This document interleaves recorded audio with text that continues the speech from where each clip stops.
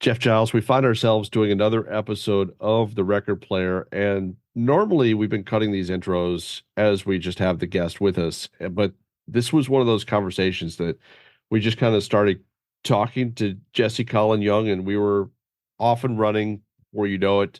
So there really wasn't a proper time to do a setup. I'm not going to really do the setup now because, as you know, you and I have talked about during recent episodes, it's there in the episode description for people to read.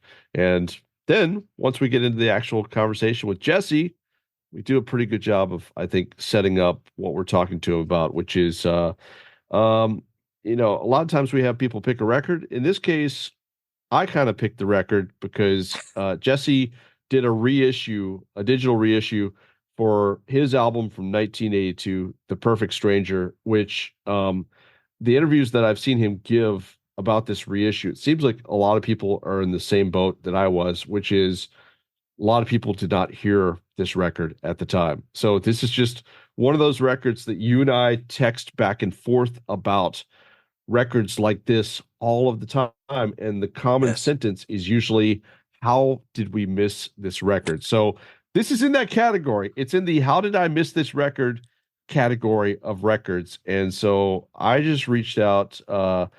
We have a mutual friend that is doing the press for Jesse. And so I popped an email over to our buddy Leo, and I said, Leo, can you get us some time with Jesse to talk about this record? And before we knew it, we were sitting there talking to Jesse Colin Young, located in a beautiful mountainous setting that I almost disconnected from Zoom right then and just went straight to the airport to hop on an airplane or at least rent a rental car to start driving to find mountains. Because anytime you and I are talking to somebody like that, that is sitting with the mountains as the Happens backdrop, surprisingly often. Yeah. It's it really happened does. like half a dozen times at least. Yeah. I feel like it's an ongoing thread that just the underlying message is Jeff and Matt, you two are in the wrong location right now. You should be in the mountains. So, We but should I have like our it. own mountain I like estate. that There it's a should be a continued. record player, Yes. a record player mansion where we can live Yeah. and record all day long. So I think we cover a lot of the stuff, as I said, as we start talking to Jesse. So I'm not really going to say much more other than you can find links to the various things that we talk about in the description for this episode. Jesse has a website that's really comprehensive at jessecolinyoung.com. And as you'll hear, he's got a lot of stuff coming up. So it was a lot of fun to talk to Jesse. And this was a fun one to mark off the list. So I hope people enjoy it. That looks absolutely beautiful, man. Where are you today? We are in the Smoky Mountains of North Carolina. Wow. I tell you what, both Jeff and I are making a big mistake. I'm Matt, by the way. That's Jeff. We Hey, both are making a huge mistake by not being in the Smoky Mountains right now. You're in the correct place. I really feel like I am. How long have you guys been in the Smoky Mountains? Well, this is a kind of a summer place for us. Our home is really, well, of course, this is home in the summer. Connie's born in South Carolina, my wife, and Yeah. so we have a house there in Aiken, which is down by James Brown territory, actually, by Augusta, Georgia, right across the river. There's a great statue of James right there. Oh, I love You know, that. Yeah, it's cool. Yeah, that's most of the time. And we still have our coffee farm in Hawaii, but someone else grows the coffee there. But we've been through an attack of a rust, what is called a rust, which has been mildew or something like that. And it killed about half the trees. How did you end up with a coffee farm in Hawaii? That sounds like something really cool to get into. Oh, man. But not right now if there's like this thing that you're talking about that's affecting the crop, you know? The rust, yeah. There's always been something, although in the beginning, we wanted to get married in Hawaii. We were living in the Bay Area where I was for a long time, and Connie was going to have her whole family come. So we were looking for a place to put, and we were thinking, well, maybe we can rent a house or something where, with 4 or 5 bedrooms or something. And that never happened. But this real estate agent kept saying, you need to look at this little farm. Well, are they renting it? No. You need to look at this farm. So on our way out of town, just because she had asked us 6 times, we took her advice and looked at the farm, fell in love. By the time we had arrived in Maui for my friend's wedding, we were ready to put an order in and offer. So yeah, and we honeymooned in that little house. A couple of months later, we had these old mac trees, macadamia nut trees. They get stick tight when they're older, and you can't get the nuts off the tree. It grows. So you put 3 or 4 sections of 6-foot, 1-inch plastic pipe together, and you can beat some of the nuts out of the tree. But we worked for a weekend and we made $100. We look at each other and say, "We are not, Max. These trees are officially retired.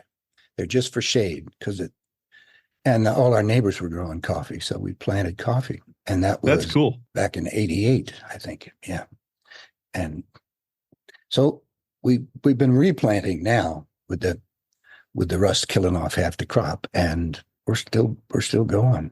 We love having a farm. Man, that's crazy. Those are the experiences of life, the things that like you probably never saw yourself getting into something like that. No, never. But the angels guide you sometimes. When somebody keeps whispering in your ear, go look at this, try this. It's good to pay attention. It's cool to have you here, and we're going to talk about, among other things, your 1982 album, The Perfect Stranger. But I love that. Something I want to mention up front is I love that as part of the reissue of this record, there's this idea to spearhead a songwriting contest for young musicians to write a song inspiring change and togetherness. And like, obviously you're a guy that has been at the center of that kind of thing many times with some of the songs that you've recorded across your career. Like, I think the most obvious one that people are going to know is Get Together, which you recorded with the Youngbloods at a time that people were really using music to get a message out. I wondered, like, how did you come up with the idea for this songwriting contest? Well, the idea came up from our publicist, and I thought, well, how do we make this something meaningful instead of just a promotion? They asked me to make a little video. So I had to sit down and write it. And Connie and I wrote it together. Actually, it just came out. What would we do? What do we need now? We need another get together. And bad. We need it bad. I mean, all over the world, but especially here in America. So then as we wrote it, we realized that's what I wanted. We want to encourage somebody to write a get together for 2024. And it seems like you guys have like teamed up with somebody pretty cool. Like, I mean, Future Youth Records, I'll just tell folks listening, it is billed as the only nonprofit record label exclusively for youth and social justice to create, as we mentioned, the songwriting contest, urging the young folks to write that song to inspire change and togetherness. And so you guys have also partnered with Taylor Guitars and Sound and Vision to build a platform for emerging talents to showcase that creativity and connect with the music community. Like, these are all things that seem like they would have been pretty nice a long time ago for Jesse Colin Young to have access to. He didn't have that stuff. He had pen and paper. That was about it. Some instruments. Yeah. And yes, a sister who happened to have a newsman for a brother at CBS, and she just said, "Can't you do something? He's starving. He has a lovely voice. Get him an interview with somebody who's connected." And it just turns out that at CBS News, which was mostly a lot of it was radio, the guy doing the canned music was a Jamaican songwriter who had written songs for Sarah Vaughan and Holy Mackerel. And there he was. Wow. And I came in and played for him, and he said, "I know who would love your stuff. Go home and write 5 more songs." And then he sent me to a man named Bobby Scott, who was an amazing jazz pianist and songwriter. And he wrote Taste of Honey and He Ain't Heavy, He's My Brother. And he just loved I was playing by myself, and really I hadn't played any gigs. I just played in my living room and occasionally in other people's living rooms. And so it was all free form, just stuff that I made up. When I played for him, he laughed at me because it's a guy who's writing operas, writing and said, God, he said, you're so ignorant. I love it. You have to record this stuff before somebody tries to teach you the right way to do it. So he took me in the studio months later, and 4 months, he just said, come on, kid, sit down over there, play everything you know. And 4 hours later, he had pulled the songs. I mean, he'd pulled them and put them into a record, and they made a copy of it for us before we left the studio. Of course, I never got to see that. That was for Darren, who owned the company, and Darren liked it, signed it with Capitol.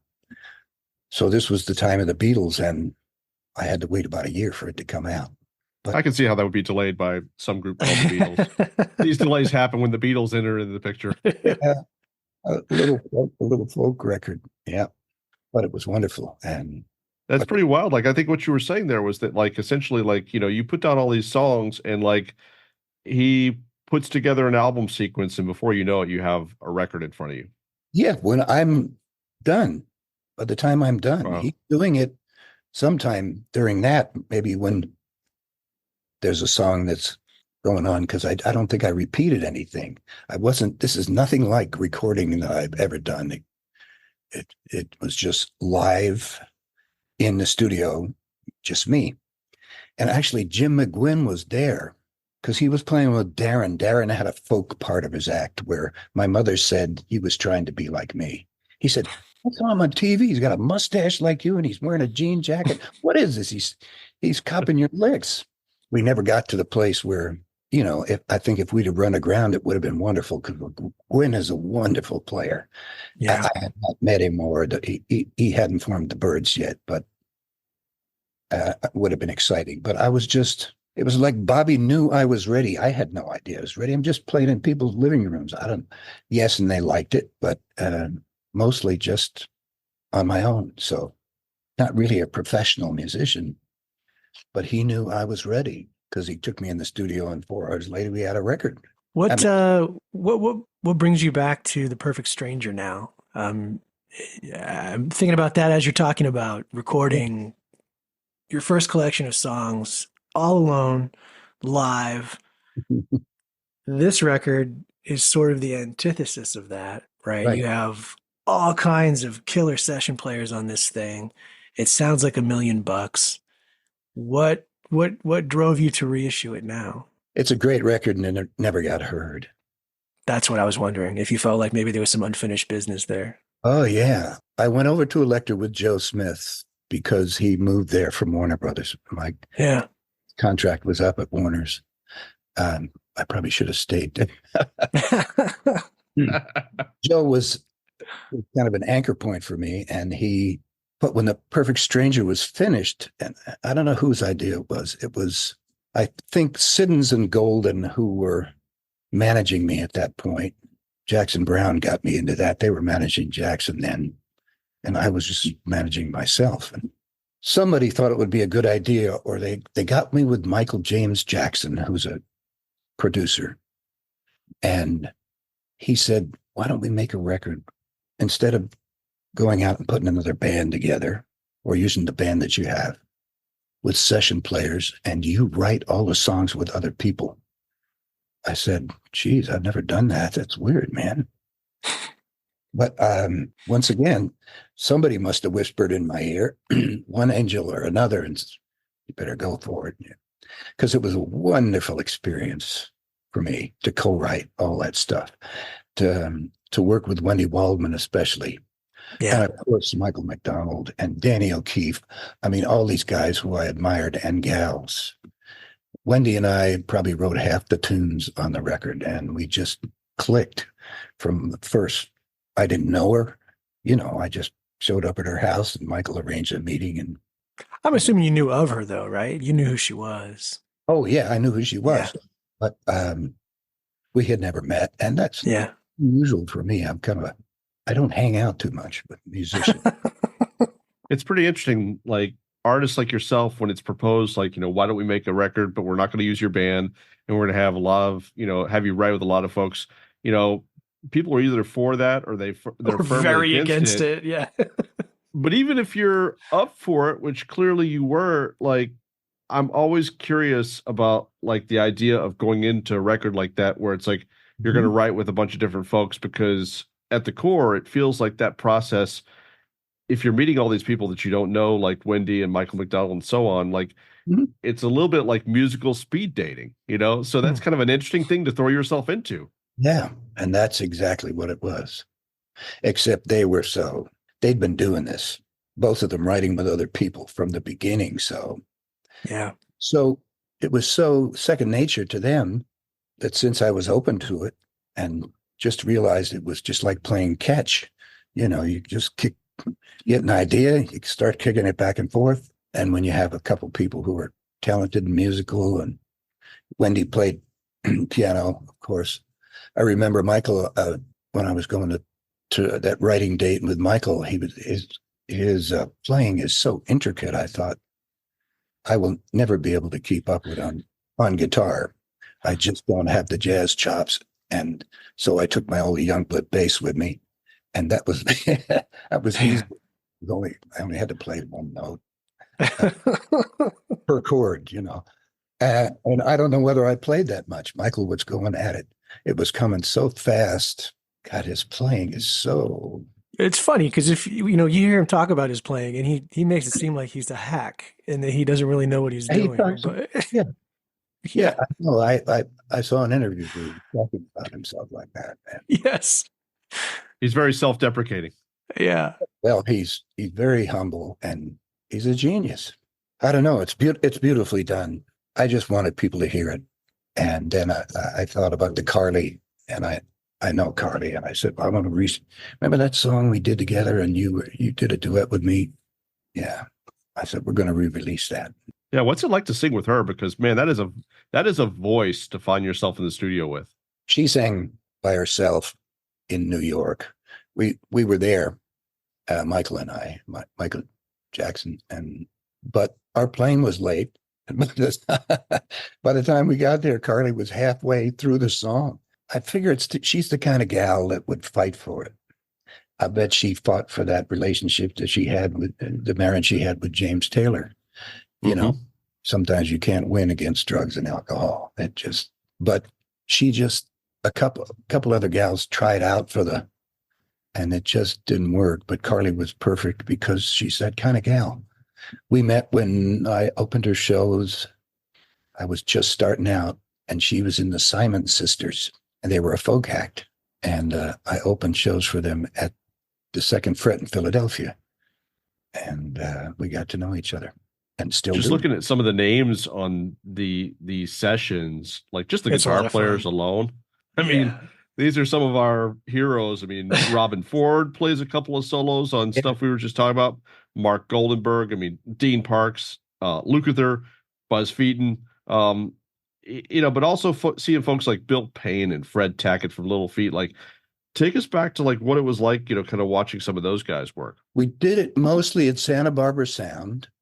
It was a nice room with, the drums tucked in, but not in another room somewhere, just tucked into a part of the wall and baffled, but we could all see each other. And that's the way when I built Owl Mountain, that's what I wanted. I wanted live, everyone, in a circle looking at each other. And that's how it was at Santa Barbara Sound, except I wasn't playing guitar.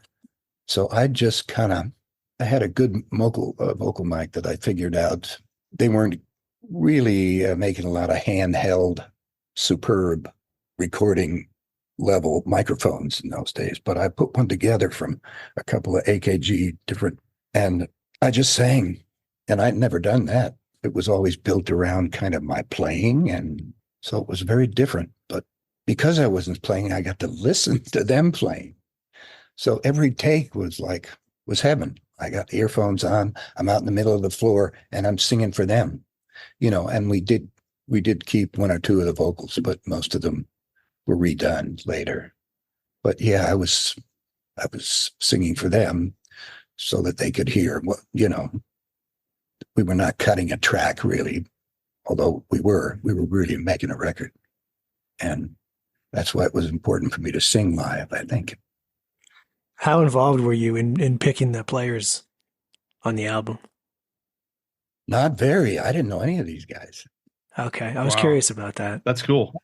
except for the guy who sang backup from Pablo Cruz. He was a neighbor in Marin, and I met him at a motorcycle shop. He's another BMW crazed musician. And You didn't know the guys from Toto? Like, never wow. Okay. played with him. Um, yeah, Lukather was the first one, and he was there. The first sessions were done in Hollywood with Russ Kunkel and Lukather and Bob Glaub. I'd seen him play with Jackson, but I'd never met him really. And I forget, we mentioned our keyboard player earlier, and his Yeah, name, Bill Como. yeah, Bill was. He helped so much with the arrangements because it's funny for me not having a guitar and building it around my at least my rhythm playing. I needed somebody that I could say, this is not working in here. It's moving too slowly or whatever. Bill was a wonderful arranger. He was kind of a great like secret weapon kind of guy in that era. Like he, worked with and eventually would work with like folks like Rick Springfield and Eddie Money. And it's like, as you say, like he's an arranger, he's a writer, and he's, obviously a player. So he's one of those guys that could like help out in a variety of ways if you got stuck somewhere, maybe more so than some of the other folks in his field that just were straight up keyboard players and nothing else. Yeah, I think Bill actually got writing credit on one of the songs because he wrote the Yeah. whole intro. I think Michael thought he should do that. So You've mentioned Jackson Brown a few times. How did you come to connect with Jackson? Because it seems like Jackson opened some, important kind of doors along the way in the, kind of years leading up to this record. We met doing Save the Redwoods, No Nukes benefits.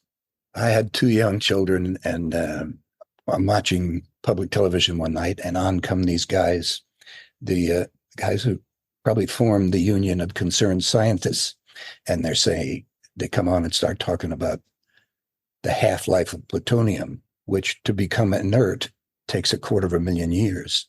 And that is the byproduct and what they're using. I say, really, you guys are like boiling water with plutonium? Are you out of your mind?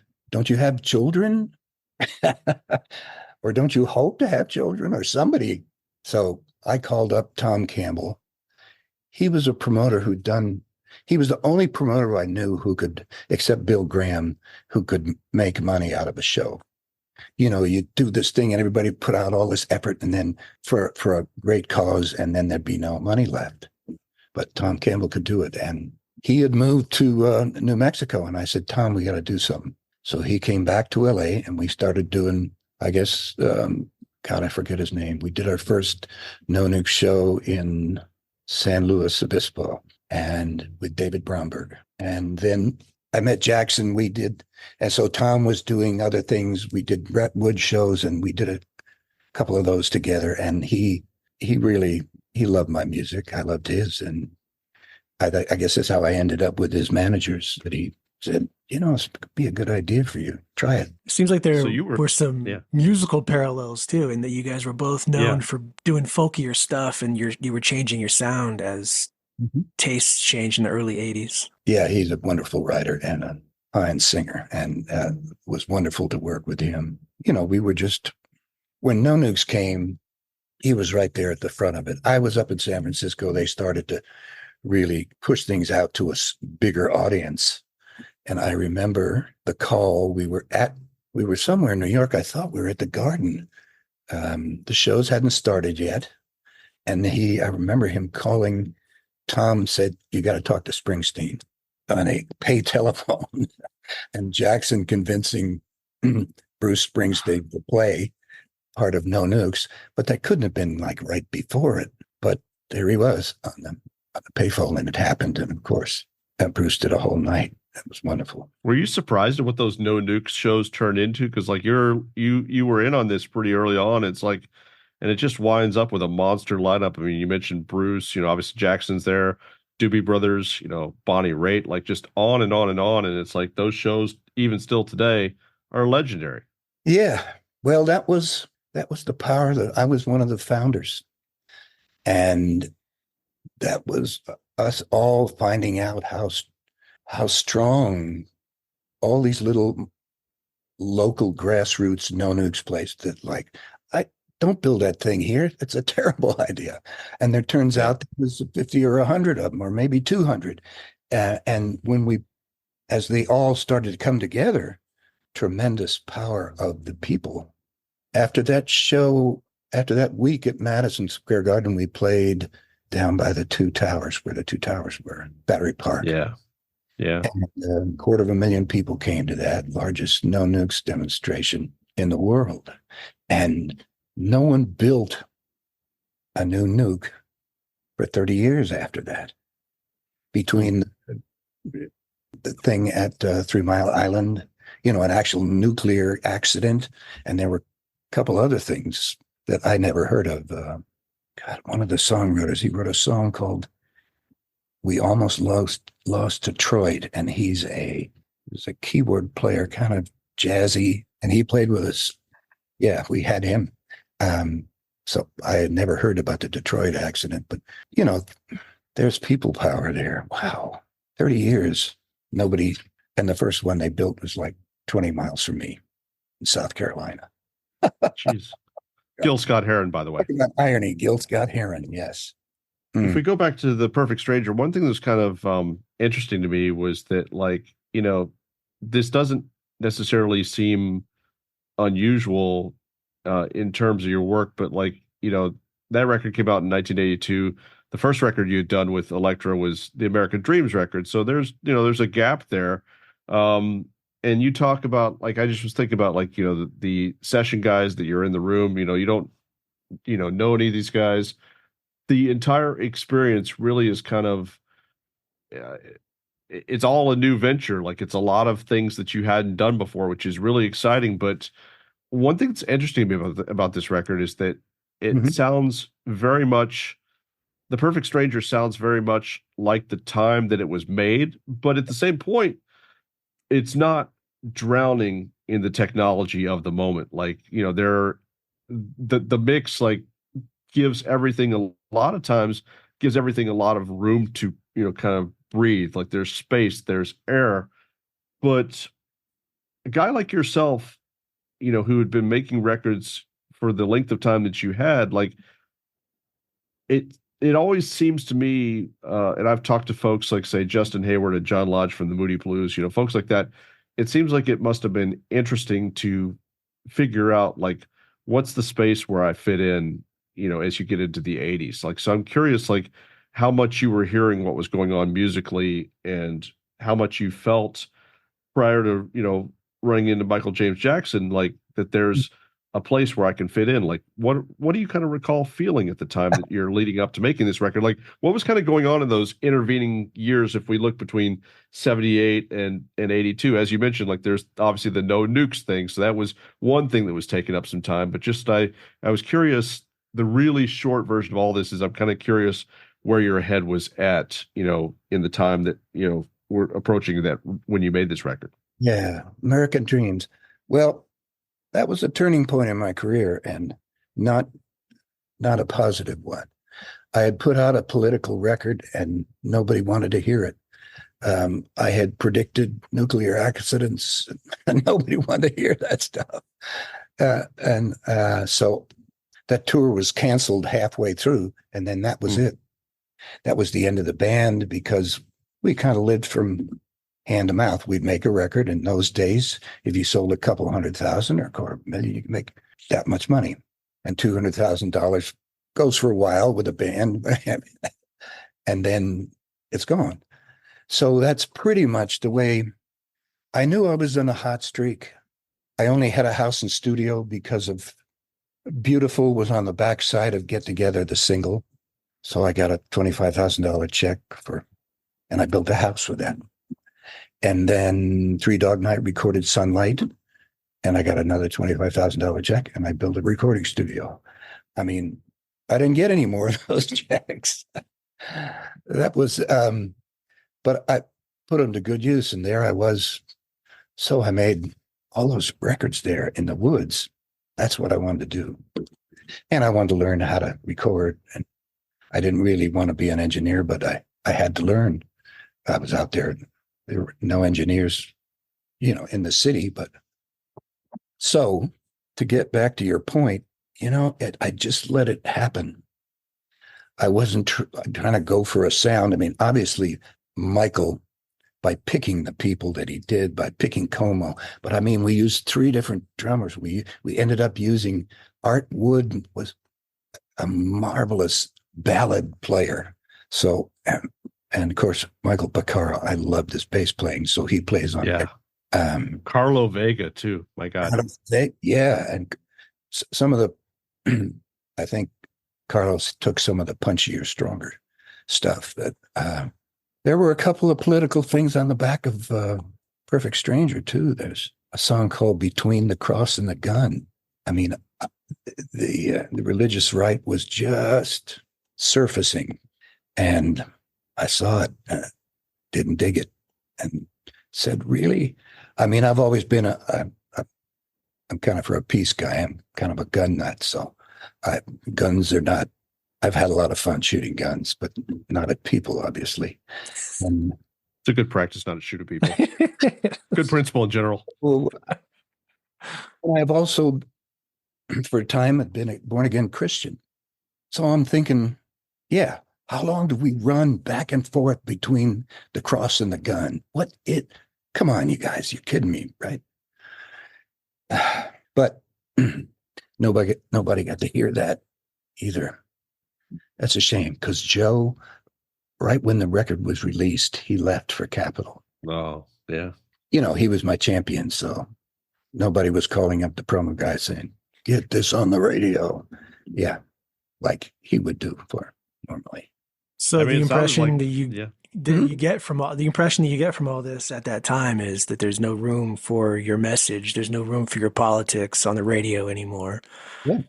Does that contribute to and no room, and no selling, and no selling? Yes, and no selling. When back in the olden days, when you could, if you had a 15% deal, you could make $1.25 on an album or something, or $1.50 or something like that. So, a few 100,000 of those, you get some money. Of course, it was soon gone. Yeah.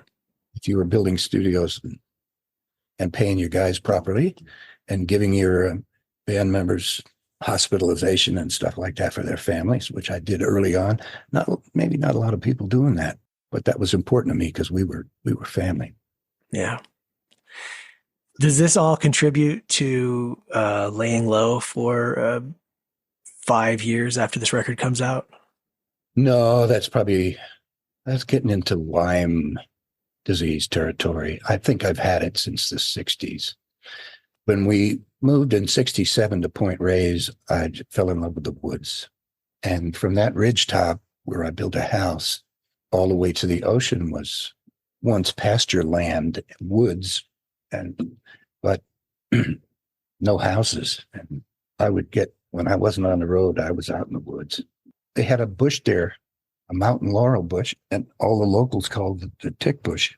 So I was picking ticks out of myself. And of course, I learned later that it's the little teeny ones, the deer ticks that are like almost pinhead, that carry Lyme.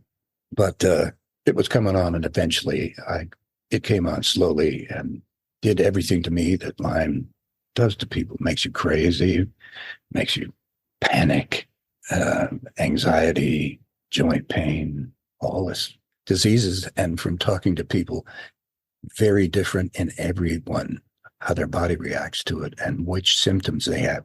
I mean, through Connie's father, one of his friends had it for years before and was in a wheelchair. And then I had violinists write me and say, "I can't play anymore." Of course, now the violin takes very, a teeny movement is a big, so having your joints ache and your body shake is wouldn't work out. But yeah, that's probably what happened. I finished the book, so you'll have to read about it. Oh, excellent. I'm still working on the putting it all together, but I just finished it a couple of weeks ago, and it was 16 months or something. It's been a long, beautiful life and lots to write about. What finally put you down the path to working on a memoir? I took my daughter Jazzy on the road. I've always played with my kids. I did Yeah. 2 or 3 years with my older boys from my first marriage. I foolishly let my wife cut Song for Julie, my daughter Julie, off from playing with me. I remember she came and played with me one night, and when she was 16 or something, sang with me a little bit. And her mother went crazy, and I shouldn't have let her have her way with that. That was because that kind of cut Julie off from, although she did spend a long time being an actress. So, and that was a real strength with her. But so my youngest daughter, Jasmine Young, Jazzy, she goes by Jazzy, and she's got records out, self-released, beautiful singer, wonderful writer. And I wanted to take her on tour and introduce her to my fans. So we did. I guess that was 22. And we bought a motorhome. It's crazy. Connie and I living in South Carolina and drove it all the way across country and picked up Jazzy in LA. And I wanted her to, she's been writing and released a couple of records and had never done anything live. So it was important. I could see that was a really important stage for her, get in front of an audience. And especially now when that's one of the few ways, I mean, they've taken all the money out of records for the artist anyway. So we toured the West Coast, me playing solo and Jazzy playing solo, and then us doing a few songs together. By the end of that tour, well, we got COVID in the middle of the tour. We had to cut it off. And we came back to finish it up and play the makeup dates. And I got to play Libero Theater, for which I have been dying to do. And nobody had ever booked me in there. At some point, it was too small for me. And then at other points in my career, it was too big, I guess. But with Jazzy, it was great. We sold it out. And then a couple of other dates. And these were 3 shows in a row. And I realized the final show was at the Belly Up. And I just did not have the strength to, pull myself together and do a real bang up show. And I thought, if I can't deliver 85 or 90%, and I've done that all my life, I'm not coming out here. I'm not going to do this. I had started writing and I thought, well, it's time to write the book. And when the book's done, you'll have to tour, at least a book tour, and we can make the call then. If I get stronger, I'll go do it again. But I really, I kind of have a pact with the audience that I can deliver and a certain amount. And that takes this raw energy that COVID's not good for it. That's something you've always kind of carried as one of your principles, I think, because I was reading, earlier today, an interview that you had done with Cameron Crowe for Rolling Stone back in 1975. And you were basically, at that point, even, you were like, my goal is always to sing better and, make better records, So it's just like, it seems like going way back, you always kind of had this like standard of quality you were holding yourself to. Yeah, that just seemed natural to me. My old man was smart. He was an accountant, but he was a classical piano player, a pianist, and he'd come home from the office. And so that's how we got our start, really. There was no TV in our house till I was 10, because he thought he was a very thrifty guy. So no radio in the car. So we sang, and my mother had a beautiful voice, and she gave that to myself and to my sister. I mean, we all had good singers. My dad could sing, but he didn't.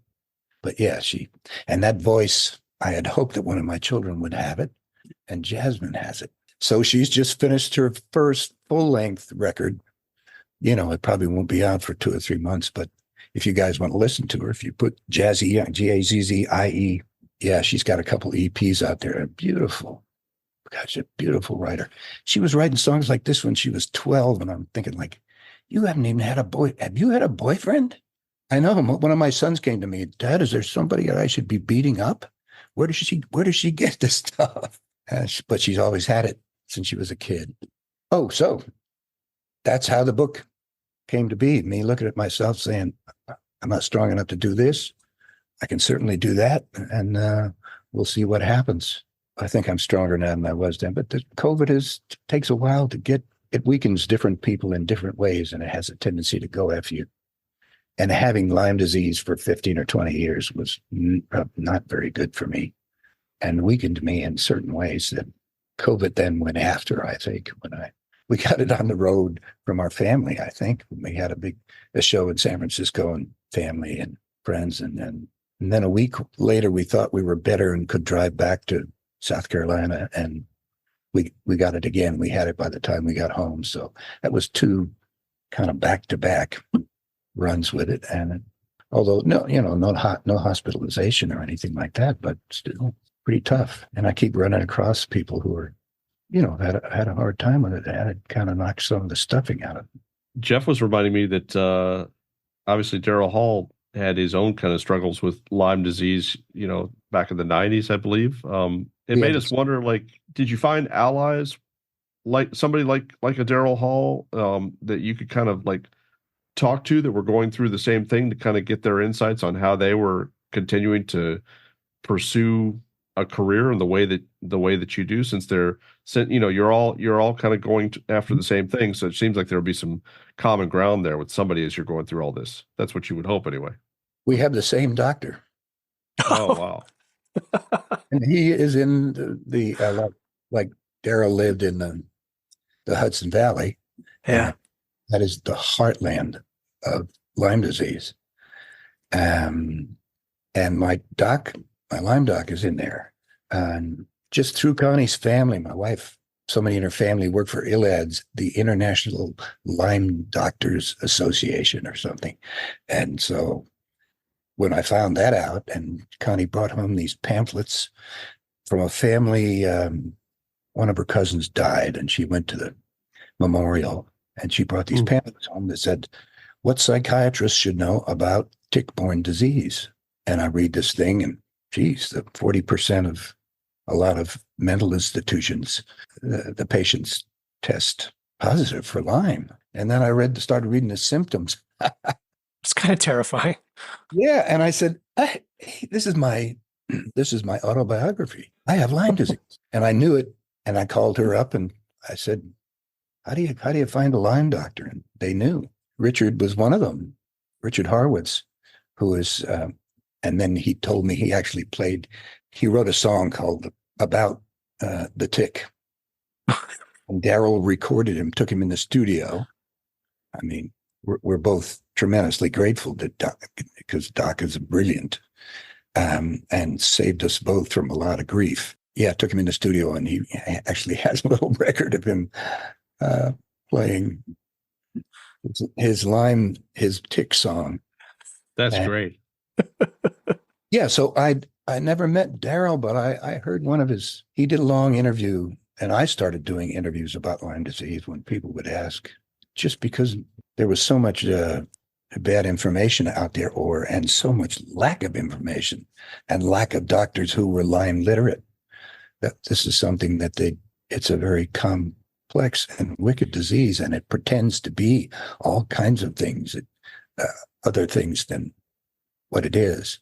And I mean, we only isolated the Burgdorfia, or the scientists, in 1982 or something. That's one of the reasons that there weren't many doctors running around who knew how to treat it. And there weren't blood tests that were very accurate in saying whether you had it or not. If you didn't get the rash, only about 30% people get a bullseye rash from the bite. Others just get Lyme disease. And we talk with people on the podcast about what certain albums open up for them as fans, like as far as a gateway to other things that they discover as a result. And I kind of wondered, with this record, The Perfect Stranger, how do you think the experience of doing that record, what did that open up for you creatively as you move forward with the rest of what you've done since then? Because it's been a long career since then. It was not something that I repeated. It took a lot of money, and this was back in the days when a record company would spend $250,000 on a record or more. I think that one might have cost more. It was such a beautiful experience for me, because I was out there in the middle of the floor, and these guys were playing for me. That was that was the peak of the experience. was being able to be in the middle of that music while these magnificent musicians created it. I don't know whether I didn't go on to, I didn't go back to writing songs with other people, but yeah, I think I had already started my detour into Lyme disease. Yeah, then in '95, we lost our house to a forest fire. Oh, geez. Yeah, the ridgetop burned down. And that was early on when we'd have, like 2 of those bad fires a year, like the Oakland fire. There was an Oakland fire and this Mount Vision fire. We lost our place. But this recording studio was down in a gully, and there's kind of a spring there, so it's kind of wet. That fire swept over the ridge and reduced 100-foot trees to like 10-foot smoking, and everywhere as far as you could see.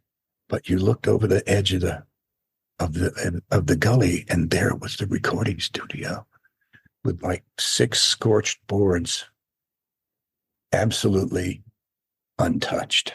Well, wow, touched only by that. Yeah. So what a blessing. My godson lives there now, and we played a lot together when he was younger. Ethan Turner, his dad, famous guitar maker, Rick Turner. And yeah.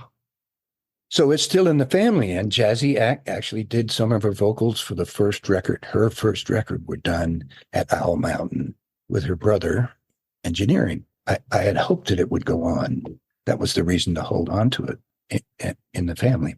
We mentioned Get Together at the beginning of this conversation, and I think I have a 2-part question here. It was 1 part, but then it just went into 2. This wasn't the first time I heard the song, but I'm curious how much it was in your world in 1988, because on television, there is a mail order 4 LP box set called Freedom Rock. And this commercial aired on all the programs I was watching over and over and over again. So if I'd never heard certain songs like Get Together, I was never going to forget certain songs like Get Together. So I'm wondering if you're sitting there watching TV programs and just like constantly seeing this Freedom Rock commercial going, God, I wish they would stop playing this. You're not going to say, I wish they would stop playing this song because, presumably you're getting some sort of residual every time it happens. But I'm sure if you were exposed to that, you might have wanted to hear it a little bit less. No, I can't. I just can't hear it enough. It's a song that I think the main purpose of it looks like the main purpose of this reincarnation for me was to bring Get Together forward, because it was really important in that time. It seems like we're so far from that now. I'm not sure, but I think every time it's played on the radio, it's had a marvelous effect on a lot of people's lives. And I keep meeting people like that. But one day I was in Kauai, and I'm down at the beach, and I see this couple, and they got a couple of kids, and they're out there, and they got long hair, and they're getting their kids peanut butter and jelly sandwiches, and they got a boom box. Get Together comes on the radio, and they go into this beautiful ritual dance that lasts right to the last note. And the kids just sit there and, munch the peanut butter and jelly, and their mom and dad do this beautiful look, like kind of like East Indian inspired or something. I'm sure they choreographed it themselves. The song's over and right back to peanut butter and jelly and the family. It was like part of their lives, and perhaps part of their, it feels like religion a lot to me, except it's not. A lot of times when we sing it in place, it's like being in church when we sing, and when I sing it with an audience. Yeah. Because it is a reaching for our higher selves, even if we're getting to a point in our lives where we see that, yes, it has changed the world, but has it changed the basic nature of the world? No. But still, it's a prayer. Come on. I love Dino. Dino was such a tough guy. I never met him in the village, but I had never heard his song. One day I was walking in the village, and I went down to the Cafe Agogo. We were playing there to see if it was dark so we could rehearse. And there was an open mic going on. And I walked in, and there's Buzzy Lenhart, on stage sing Get Together, and changed my life. I ran backstage, got the lyrics from Buzz, and probably took it into rehearsal the next day with the Youngbloods. And my life, Wow. I mean, when I heard it, it was just like in the movies about the Bible when when the river, the ocean parts I mean, I felt my whole life moving and changing and just kind of coming in this is where my focus should be on this song. And then what this song, I mean, I have lived, thanks to Lyme disease, a lot of fear, a lot of anxiety that creates. So I have spent a lot of my time running back between love and fear. I mean, Get Together is like my theme song. The other part of where I was going with all that was, it just made me think of, and this is where I'm going to wrap, just the idea that like your music, takes such a journey, on one particular day, there it is on television, whether it's, in like, say, that Freedom Rock commercial or a TV show or movie or whatever it is. Another day, there's Robert Plant doing your song Darkness, Darkness. Like, and that really has to be kind of a fun part of the whole journey, is just watching the songs that you've done travel in so many different ways. Yeah, I wish more of them would. God, I wrote a beautiful song for Buck Owens that I had hoped that he would sing it. This book is full of my lyrics because I realized I wrote my book, and we might even call it the Lyrics of Life, because I've always written songs from what I was going through rather than imaginary things that I made up and thought was a good idea. So they seamlessly go into, as I write about my life, seamlessly go into on the screen with you here is my chapters that I've been working on. Yeah. And I started early on, and the guy encouraged me, who was my editor, he said, these lyrics, man, they ring, so you put them in there in the right place and they expand the poetic understanding of whatever it is you're going through in this paragraph of these pages. And that's great. So the book's full of them. And that's fantastic. It's like visiting old friends. As a matter of fact, I had to, on some of these, we've made sure to get most of my stuff up on even in more obscure things. So I'd have to go to find what the lyrics are, what was the third line in Gray Day. Yeah, is that wild for you? Like things like Spotify, that like your entire catalog is there at your fingertips. It's handy. In certain ways. I didn't know anything about it, and and I don't know how many years ago my son was at Berkeley College of Music, and he was home, and he showed me it, and I said, "You mean I can hear Howling Wolf anytime I want to, and choose the song? You're kidding me." No, Dad, we're going to sign you up right now. Yeah, blew my mind. And of course, that has been such a tremendous gift for the world, but not for the songwriters and singers. It's been devastating in that sense. Yeah. Those guys just sucked all the money out of it. Yeah. The artists. And you wonder, so how do you, that was there'd be a little bit money, there'd be some money from records, there'd be some money from live, and just making a living at music is hard enough. Most musicians are weekend warriors. Probably 90% of us, or 95%, are not full-time. This is what I do, and I can live on it. Well, this was a lot of fun, man. I can let you get back to the beautiful mountains that are behind you. But Jesse, we appreciate so much you taking some time to hang out and talk music with us today. Absolutely. It's wonderful. I love to dig into this because I always think of something that I haven't thought of for a while. I'm in that place where for the last 16 months, I've been looking back at my life and then trying to remember it all. And so it's really a good time for me too. I enjoyed it. Well, thank you, man. We'll have a great rest of the day on that end. And thank you so much for the time. Yeah, you guys take care.